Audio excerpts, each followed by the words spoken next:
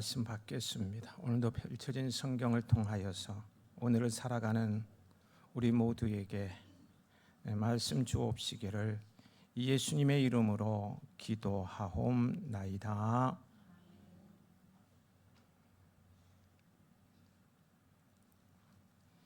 온 가족이 함께 밥을 먹는 자리에서 이루어지는 인성 예절에 대한 교육을 밥상머리 교육이라고 합니다.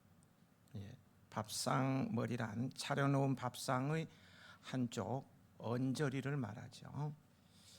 세종대왕은 늘 세자와 삼시세끼를 같이 먹으면서 밥상머리에서 다양한 이야기를 나누며 손수 세자 교육을 맡아 행했다고 합니다.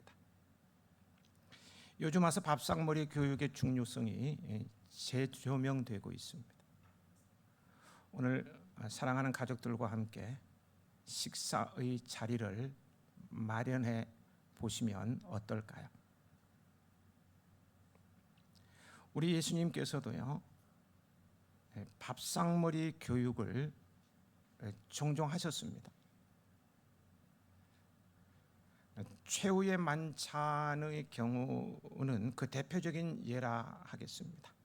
그 밥상머리 교육이 얼마나 감동이었는지 오늘날까지도 성찬식으로 이어지고 있습니다. 오늘 보면 또한 한 바리새인이 예수님을 식사에 초대한 후에 일어난 이야기로요. 예수님의 밥상머리 교육이라 해도 무방할 것입니다. 식사 초대에 응하신 예수님께서 식사 전에 손을 씻지 않으심으로 바리새인들이 이상하게 여겼습니다. 유대인들은 식사 전에 반드시 손을 씻었어요. 이처럼 식사 전에 손을 씻는 것은 위생상의 목적 때문이라기보다는 종교적 의식에 가까운 행위였어요. 이런 그들이었기에 성경을 가르치는다는 메시아라고 하는 예수님께서 손을 씻지 않고 음식을 먹는 행동이 얼마나 거슬렸겠습니까? 하지만 이런 예수님의 행동은 물론 율법의 음식을 먹기 전에 반드시 손을 씻어야 한다는 의무 조항이 없기 때문이기도 하지만요, 동시에 이를 통해 유대인들에게 올바른 교훈을 말씀하시기 위한 의도적인 행동이었음을 거기 39절, 40절을 보면 알 수가 있습니다. 함께 읽어보실까요? 주께서 이르시되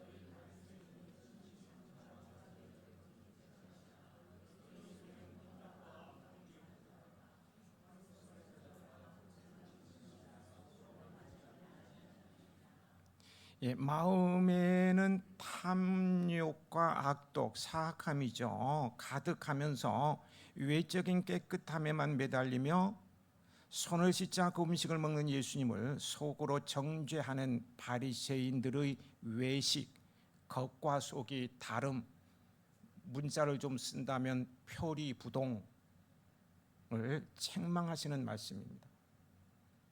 당시 바리새인들은 외적인 측면에서만 보면요, 흠잡을 데 없이 경건한 자들이었습니다.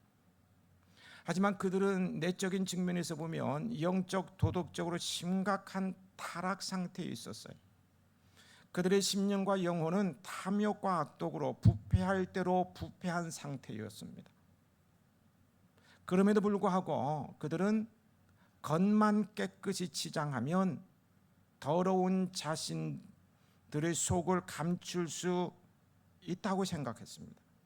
실제로 그들은 자신들의 경건의 모양으로 사람들을 속일 수 있었고요. 사람들은 이런 그들의 겉모습을 보고 그들을 존경했습니다. 한없이 존경했어요. 하지만 문제는 그들이 그 거짓 경건으로 하나님까지 속이려고 한 것입니다. 그들은 하나님을 인간과 같이 생각했어요.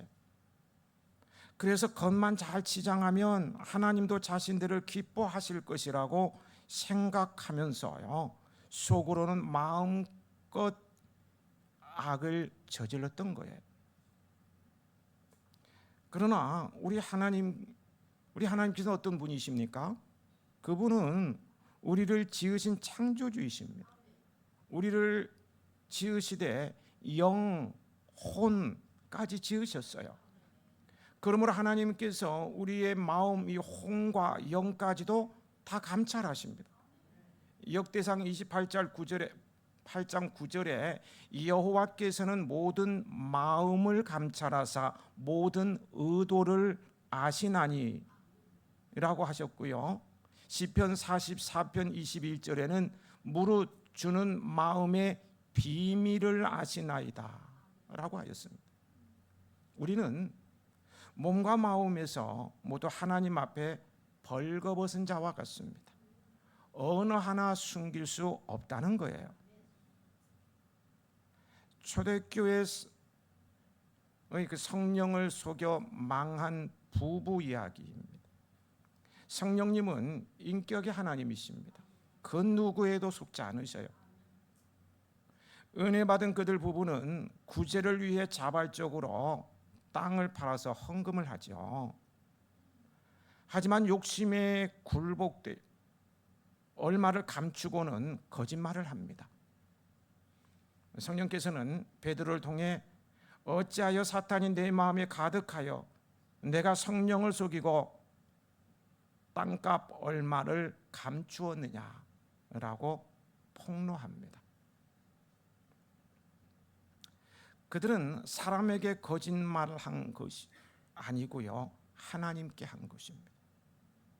거짓말은 내 아비는 사탄이에요. 사탄에게 조종당한 거예요. 결국 하나님께서는 그들 부부의 생명을 거두어 가십니다. 참 무서워요. 우리가 하나님 앞에서 숨길 수 있는 것은 아무것도 없습니다.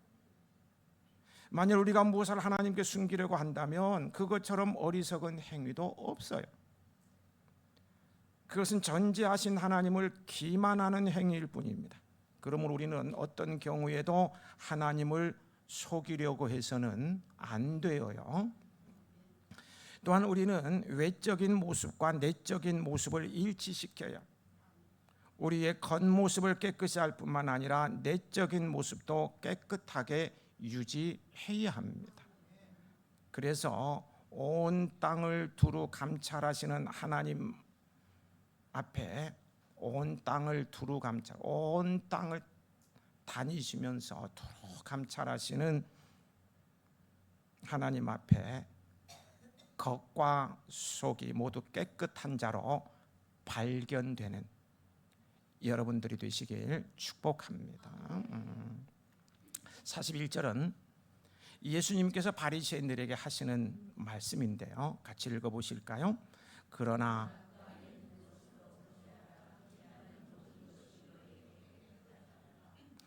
외적 깨끗함에만 치중할 것이 아니라 그들이 가진 재물로 구제에 힘쓰라는 말씀입니다.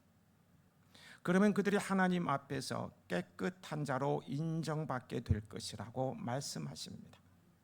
돈을 움켜잡지 말고 잘 쓰라는 것이. 이러한 예수님의 말씀은 바리새인들을 포함한 당시 유대 지도자들에게는 뼈아픈 일침이 아닐 수 없었습니다. 왜냐하면 그들은 42절의 지적처럼요, 조상의 유전을 지키는 데에는 참 열심이었지만, 겉모습을 가꾸는 데는 열심이었지만, 정작 공의와 사랑을 행하는 데에는 완전히 무관심했기 때문입니다. 하나님께서 인간에게 원하시는 것은요, 외식이나 형식적인 제사 예배가 아닙니다. 이렇게 말씀하십니다. 호세아 6장 6절에요. 나는 인애를 원하고 제사를 원하지 아니하며 번제보다 하나님을 아는 것을 원하노라. 인애가 무엇입니까? 하나님 사랑 이웃 사랑으로 하나님을 향한 신실한 사랑을 이웃에게 긍휼과 자비를 베푸는 사랑으로 나타내는 것입니다. 교회와 성도는요, 서로 간의 이촌의 사랑, 형제 자매의 사랑을 나눌 뿐 아니라 나아가 교회 밖 이웃에 대해 무관심해서는 안 돼요. 우리 교회는 교회의 모습도 깨끗하고 아름답게 꾸미며 교회의 품격을 지켜내기 위해 노력할 뿐만 아니라 공의와 사랑을 행하는 교회가 되기 위해 여러 가지 일들을 하고 있습니다. 올 가을에는 이웃 주민들을 향해 내일을 향한 희망을 잃지 않고 살아가는 1등 시민이라고 칭하며 그들을 초청하여 사랑으로 섬기는 잔치국수랑 영화데이를 기획하고요. 잔치국수 먹고 영화 한 편 보러 가실까? 잔치국수 먹고 영화 한 편 보러 가실까? 라는 캠페인을 벌이고 있습니다. 이웃을 향한 지속적인 관심과 사랑은 주님께서 기뻐하시는 교회의 사명입니다. 우리는 예수님 당시의 바리새인들의 모습을 거울로 삼아 우리 또한 표리부동이 무엇입니까? 겉과 속이 같지 않다는 뜻으로 속마음과 다르게 말하고 행동하는 것을 말하죠. 이 표리부동에 빠지지 않도록 경계해야 합니다. 표리부동이 아닌 표리일치, 겉과 속이 같다는 뜻이죠. 표리일치의 삶을 추구함으로써 안과 밖 모든 것이 깨끗해지도록 힘쓰는 저와 여러분이 그리고 우리 교회가 되십시다. 안과 밖이 깨끗한 그릇을 주님께서는 들어 쓰시며 복 주십니다. 43절에 보면은요, 예수님께서는 바리새인들을 향해 너희가 회당의 높은 자리와 시장에서 문안받는 것을 기뻐하는도다라고 꼬집으셨습니다. 여기서 시장에서 문안받는다는 것은 단순히 인사가 아니고요, 유대 사회에서 최고로 존경받던 랍비로서의 대접을 받는다는 것을 의미합니다. 이것은 그들이 지극히 교만하여 백성들을 위해 군림하기를 즐겼음을 나타내는 것입니다. 이것이 당시 백성의 지도자로 자처했던 바리새인뿐만 아니라 랍비 서기관들의 모습이죠. 최고의 존경을 받아야 한다고 생각을 하고 대접받기를 원하고 또 그렇게 대접받았습니다. 이들은 백성들에게는 율법 준수를 강요하면서도요, 자신들은 율법의 교묘한 해석을 통해서 율법을 준수하지 않고 즐길 것을 다 즐기면서 대접받는 생활을 했어요. 그들이 율법을 교묘하게 해석해서 준수하지 않은 한 예를 들어드리면요, 안식일에 여행 제한에 관한 예입니다. 예를 들어봅니다. 그들이 만든 30여 개 넘는 안식일 조항 속에서 안식일에 하지 말아야 될 게 30개 넘어요. 이 조항 속에는요, 안식일에 가능한 최고 여행 거리는 2000규빗이라고 규정되어 있습니다. 안식일에는 그냥 우리 시간으로 금요일 밤부터 토요일 날 해질 때까지 900m 이상 걸어가면 안 됩니다. 약 900m에 이렇게 규정해 놓고는요, 한편으로는 그들은 금요일 저녁에 어느 곳에 2끼분의 음식을 남겨두었다면 그곳은 또 하나의 주거지이므로 그곳에서 2000규빗을 더 갈 수 있다라는 조항도 만들어 놓았습니다. 그러니까 900m 내가 갈 곳에 2끼의 음식을 준비해 놓으면 거기가 주거지가 되니까 그곳에 가서 그 밤에 또 다른 데 갈 수 있다. 또 다른 데 가는 곳에 2끼분의 음식을 준비해 놓으면 거기 가서 또 갈 수 있는 거예요. 그러니까 가기 전부 준비해 밤새도록 즐길 수 있고 낮에도 가고 싶은 다 간다는 거. 이렇게 해서요, 율법 조항을 제대로 모르는 백성들에게는 안식일에 2000규빗 이상 가면 안 된다, 하나님의 저주를 받는다고 이렇게 근무하면서 자신들은 안식일에도 가고 싶은 곳을 마음껏 여행하며 다녔습니다. 이것이 어찌 백성의 지도자라고 하는 자들의 바른 태도라고 할 수 있겠습니까? 백성들 등골을 다 빼먹으면서 말이에요. 이게 무슨 짓입니까? 그러면서 대접이나 받으려고 하고요. 그러므로 예수님께서는요, 그들을 밥상머리에서 질타를 하신 것입니다. 그렇다면 오늘 우리 사회는 어떻고 교회는 어떻습니까? 지도자란 다른 사람을 섬기고 모범이 되라고 세움받은 것이지 어떤 특권을 누리라고 세움받은 것이 아닙니다. 우리 예수님께서는요, 섬김을 받고 특권을 누리기에 부족함이 없는 분이세요. 그분은 모든 특권을 누릴 자격이 있는 전능하신 분이고 완전하신 분이에요.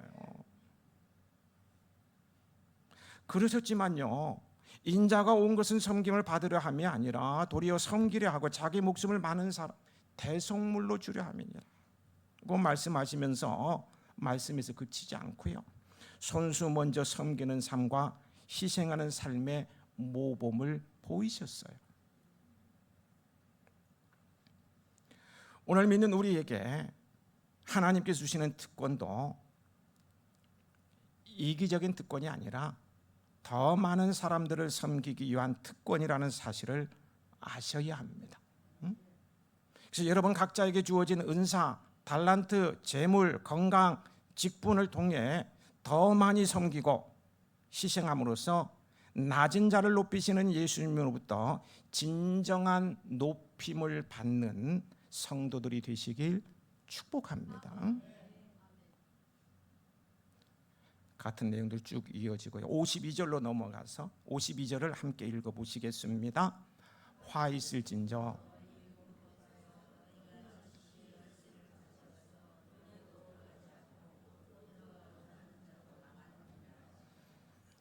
여기 율법교사는 율법사에 대한 필사와 연구로 당시 유대 사회에서는 최고의 지식인 그룹에 속하는 사람들이었습니다. 이들 또한 백성들에게 율법을 가르침으로 백성들의 지도자의 자리에 서게 되었습니다. 이런 그들을 향해 예수님께서 화를 선포하신 것은 그들이 자신들뿐만 아니라 다른 사람들까지 구원을 얻지 못하게 하였기 때문이었습니다. 그들은 율법교사라고 했어요. 율법을 해석하고 가르쳤기 때문에 유대인들에게 지대한 영향을 미치고 있었어요. 유대인들에게서 율법은 법입니다. 그러니까 그들의 가르침은 어떤 영향을 끼치는지 알 수가 있겠죠. 그들은 하나님 나라에 들어가는 법을 가르쳐주는 사람들과 같았어요. 율법에 대해서 무지한 백성들, 마음대로 해석할 수도 없는 그런 백성들은 그들의 가르치는 대로 그런가 보다 하고 믿고 따랐어요. 그러한 의미에서 그들은 천국의 열쇠를 쥐고 있습니다. 예수님께서 너희가 지식의 열쇠를 가져가서 라는 말씀으로 표현하셨어요. 그런데 문제는요, 그들이 율법을 자신들의 사욕을 채우기 위해 자의적으로 해석하고 율법의 조문을 백성들을 통제하는 수단으로 사용함으로써 백성들로 진리를 깨닫지 못하게 하였다는 데 있습니다. 자신들에게는 유리하게 조항을 만들어 놓고 마음껏 놀러 다니고 백성들은 통제하는 수단으로 사용했다는 거예요. 또한 나아가서요, 그들의 그러한 그릇된 처사는요, 여기까지 가게 돼요. 백성들로 하여금 예수 그리스도께서 만유의 주가 되고 구원의 주가 되신 참 메시아이시죠, 예수 그리스도 오셨음에도 불구하고 배척하게 함으로써 자신들도 천국에 들어가지 못할 뿐 아니라 다른 사람들 또한 천국에 들어가지 못하게 하였던 것입니다. 예수님께서 질책하실 만하지 않습니까? 이 사실은 영적 지도자들이 타락했을 때의 심각한 결과를 일깨워 준다 하겠습니다. 영적 지도자들의 타락은 일반 사람이 타락한 경우에 비해서 더욱 심각한 결과를 초래합니다. 일반 사람의 타락은요, 대개 그 한 사람이나 그와 밀접한 연관이 있는 몇몇 사람에게만 악영향을 끼치게 되잖아요. 그러나 영적 지도자의 타락은 그 자신은 물론 그의 가르침을 받는 구성원 전체에게 악한 영향을 끼치게 되는 거예요. 이만희가 성경을 잘못 해석해가지고 그것을 믿는 수많은 사람들, 20만이라 그러는데 거짓말도 너무 잘하고 여자도 얼마나 많이, 요즘 인터넷에 도는 거 보면은 첫사랑 여자가 한 20명은 되는 것 같아. 그렇게 못된 짓을 다 하고 다녀. 그래도 믿어요. 다 믿어. 어떻게 신으로 믿는 건지 뭔지, 그 성경의 가르침을 믿는다고. 코로나가 터지고 난 다음에 교리가 막 바뀌었습니다. 막 바뀌었어. 그래도 믿는다. 너무 무서워요. 그러니까 이단에 빠지면 이렇게 되는 거예요. 지도자 한 사람, 영적 지도자가 이렇게 무서운 거예요. 목회자가 타락하여 잘못된 교훈을 성도들에게 가르치면 그 교회에 속한 성도 전체가 멸망하게 되는 것입니다. 여기에 영적 지도자들의 중요성이 있습니다. 그러므로 영적 지도자 된 자들은 늘 자신을 살펴서 자신이 하나님의 말씀에서 벗어나 타락하지 않도록 조심해야 합니다. 여러분의 교회 영적 지도자인 목사를 위해 기도해 주시기 바랍니다. 어떻게 될런지 어찌 알겠어요? 응? 어떻게 될런지 어찌 알겠냐? 기도해 주세요. 여러분은 저를 위해서 기도하실 때에 성경적 가치를 소중히 여기는 목사가 되도록 기도해 주십시오. 저는 성경. 제가 교회를 시작하면서요, 집에 수첩 보면 안 나올 거예요. 모든 것이 캐논이 되는, 성경이 중심이 되는 성령 공동체가 되게 해달라는 이런 내용으로 시작이 됐고요. 그래서 성경의 가치만큼은 지키려고 부족하지만 노력해 왔고요. 그래서 지난 주인가요? 10월 27일 200만 연합 예배에 성경적 가치를 지키기 위해서 참여해 달라고 제가 말씀을 드렸어요. 저는 정치적인 그런 집회는 참석하라고 권하지 않지요. 여러분 저 성격 알 거예요. 제가 그렇게 얘기하고 난 다음인가 우리 교단 총회가 열렸는데 만장일치로 참여하기로 했습니다. 그래서 우리 거대한 교단, 큰 교단이잖아요. 참여하니까 그 준비위원들이 막 힘을 얻는 것을 봐요. 성경적 가치를 지키기 위한 한국교회의 몸부림, 우리도 동참해야 된다고 저는 생각을 합니다. 저는 성경적 가치를 소중히 여겼던 목사로 기억되고 싶습니다. 아울러서요, 그리스도의 향기로 부름받은 성도들도 말과 행실을 조심해야 합니다. 왜냐하면 세상 사람들은 우리의 언행을 보고 하나님을 판단하기 때문입니다. 그리고 천국 가야 할 사람이 지옥 갈 수도 있고 그래. 종종 얘기합니다만 제가 부교육자 시절에 제가 정말 주님을 만나고 난 다음에는 이 복음 전하는 게 이제 습관이었습니다. 그래서 택시를 타도요 꼭 주보를 꺼내 들고 복음을 전해야만 했어요. 막 욕을 해도 상관없었어요. 그런데 어느 날 택시를 타고 급하게 가는데 역시 복음을 전하는데 제가 섬기는 교회 앞에서 탔는데 혹시 저 교회 다니느냐? 맞습니다. 그랬더니 그 교회에 이런 장로가 있냐? 참 교회 열심히 봉사하고 얼마나 훌륭하신지. 욕을 디립다 하면서 그런 사기꾼이었다. 내가 그놈 때문에 우리 재산 다 날리고 가정 쪼개졌다. 내가 먹고 살려고 지금 기사 노릇하고 있지만 조금만 안정되면 가만두지 않을 거라고. 그런 예수를 왜 믿어? 그렇게 막 욕하고 나니까 욕을 막 하는 거예요. 그때 이후는 제가 택시 타면 말을 못해. 이제 벙어리가 돼버렸어요. 트라우마가 있는 거예요. 얼마나 욕먹은 한 20분 갔나? 하여튼 뭐 계속 욕하는데 내려오지도 못하고 오래전에 여기는데 지금도 상처가 돼요.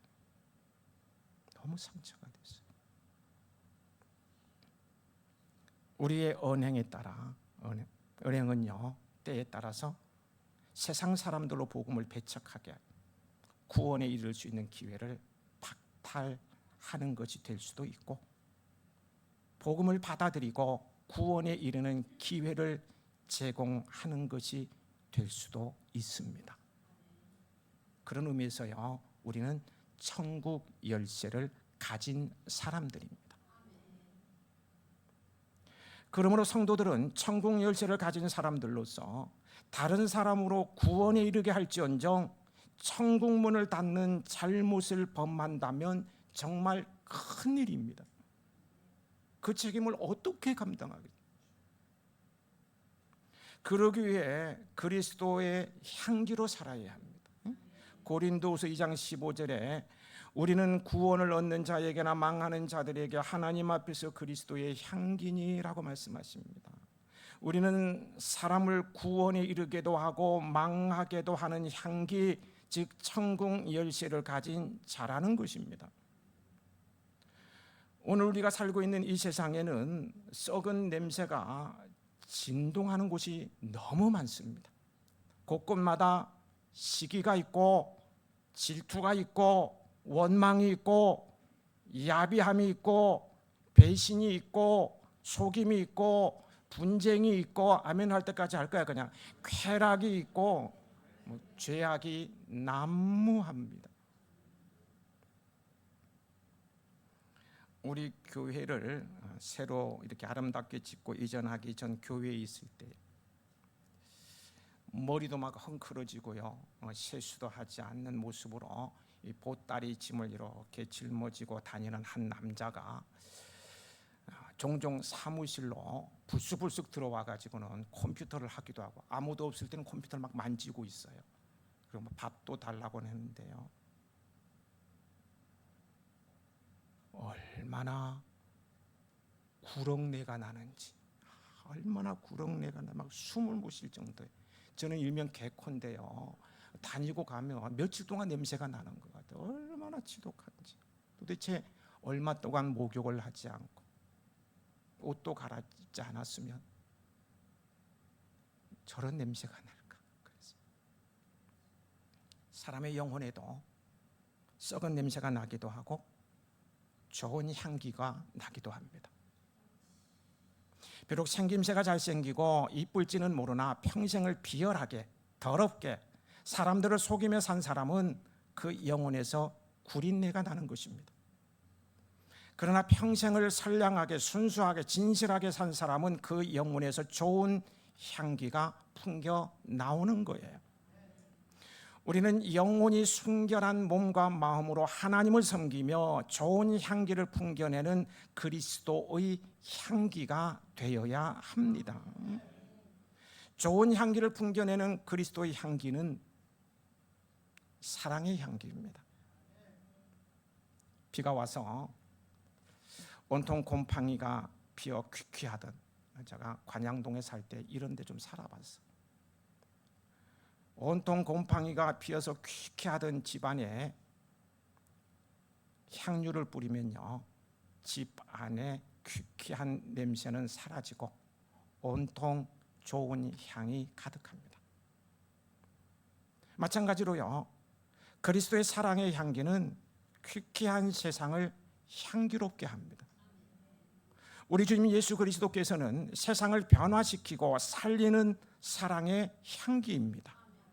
미움 많은 세상, 슬픔 많은 세상, 원망 많은 세상에 주님께서는 사랑을 위해 오셨어요. 자기의 목숨을 사랑 때문에 내어주셨어요.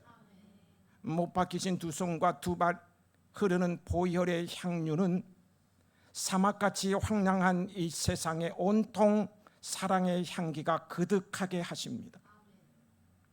그리스도의 사랑의 보혈, 예수 그리스도의 사랑의 보혈이, 우리 예수님의 사랑의 보혈이 우리의 몸에 흐를 때, 그리스도의 사랑의 보혈이 우리의 몸에 흐를 때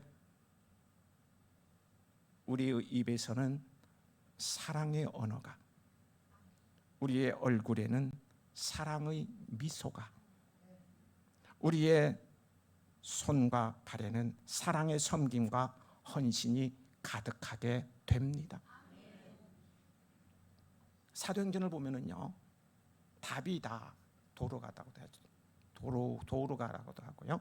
이 다비다라는 여자가 죽었을 때 많은 과부들이 그녀의 장례식에 몰려들었어요. 그리고 다비다가 이 세상에 살았을 때 자기들에게 만들어준 속옷과 겉옷을 베드로 사도에게 내어 보이면서 하염없이 눈물을 흘립니다. 이 옷은 저 착한 다비다가 만든 것입니다. 다비다는 우리를 너무나 사랑했습니다. 우리에게 아낌없이 모든 것을 주는 사람이었습니다. 그렇게 마음씨 곱고 사랑이 많은 다비다가 우리 곁을 떠났습니다. 그녀는 오랫도록 우리와 함께 살아야 했습니다. 이 얼마나 아름다운 사랑의 고백들입니까? 다비드가 이 세상에 살 때 사랑의 향기를 풍성하게 날렸기에 사람들이 마치 벌과 나비가 꿀 향기가 있는 꽃으로 날아들듯이요 몰려든 것입니다. 그리고 하나님께서도요 그의 생명을 다시 살려서 계속해서 벌과 나비가 몰려오도록 해주셨습니다. 얼마나 향기 나는 삶입니까? 얼마나 향기로운 삶입니까? 천국 열쇠를 가진 사람으로서 사랑의 향기가 진동하는 여러분이시길 축복합니다. 그리고 생명을 살리는 복음의 향기도 함께 풍겨내시기 바랍니다. 그러면 하나님께서 그 향기에 매료되어서 여러분을 마음껏 은복하실 것입니다. 55절과 53절과 54절에는 예수님으로부터 준엄한 책망의 말씀을 들은 서기관과 바리새인들의 반응입니다. 그들은 어떻게 반응했는가 함께 읽어 보시겠습니다.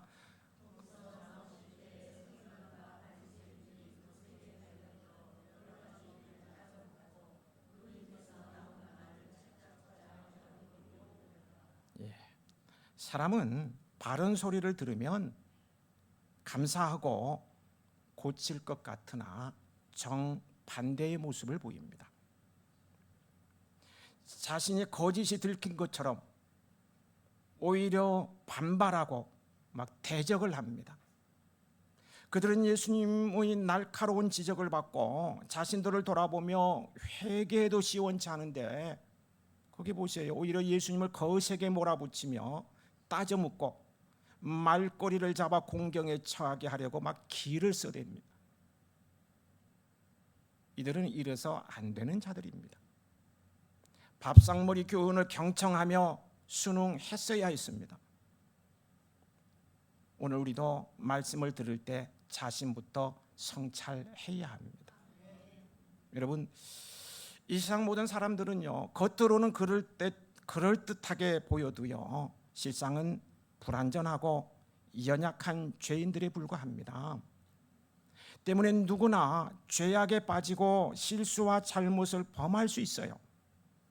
따라서 주님께서 우리에게 원하시는 것은 우리가 한 번도 실수와 잘못을 범하지 않을 정도로 완전한 데 있지 않아요. 만일 우리가 그토록 완전할 수 있다면 예수님께서 오실 필요가 없으십니다. 예수님께서는 왜 오셨어요? 불완전해서 죄짓고 잘못하는 우리의 연약함을, 우리의 죄를 담당하기 위해서 그 하늘 보좌까지 버리며 오셨다고요. 하나님께서 진정 원하시는 것은 우리가 전혀 죄를 범하지 않는 것이 아니라 비록 범죄하고 실수와 잘못을 저질렀을지라도 하나님의 말씀과 권고와 책망을 들을 때 즉시 뉘우치며 돌아오는 것입니다. 어서 돌아오, 어서 돌아마노. 지은 죄가 아무리 무겁고 크기로.